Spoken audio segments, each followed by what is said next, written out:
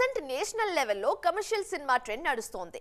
Mass formulas, action డ్రామాలే భారీ వసూళ్లు సాధిస్తున్నాయి.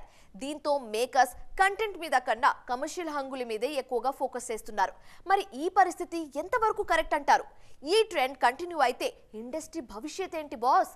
ఈ స్టోరీలో ట్రాక్ చేద్దాం. పాన్ ఇండియా ట్రెండ్లో టాప్ స్టార్స్ అంతా మాస్ కమర్షియల్ సినిమాలు చేసేందుకే ఇంట్రెస్ట్ చూపిస్తున్నారు. ఆ సినిమాల్లో బలమైన కథున్న కమర్షియల్ హంగులు అన్నింటినీ డామినేట్ చేసేస్తున్నాయి.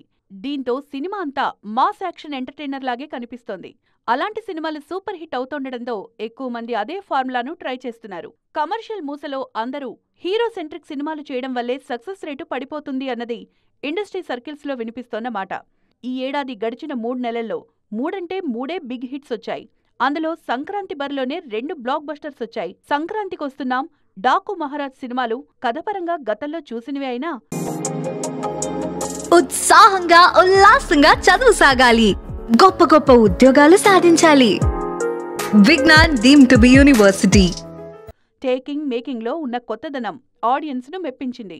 సంక్రాంతి రిలీజుల తర్వాత తండేలొకటే బ్లాక్ బస్టర్ అన్న రేంజ్ లో సౌండ్ చేసింది. చిన్న సినిమాలుగా వచ్చిన మ్యాడ్ స్క్వేర్, కోర్టు సినిమాలకు పాజిటివ్ టాక్ వచ్చింది. వసూళ్ల పరంగానూ ఈ సినిమాలు మంచి నెంబర్సే టచ్ చేశాయి.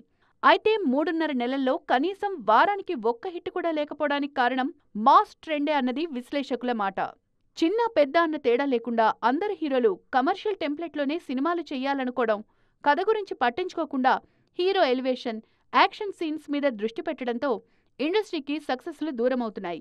అందుకే ఇప్పటికైనా మన మేకర్స్ మేలుకోవాలని, కమర్షియల్ హంగుల కన్నా కంటెంట్ మీద ఎక్కువ దృష్టి పెట్టాలని కోరుతున్నారు ఆడియన్స్.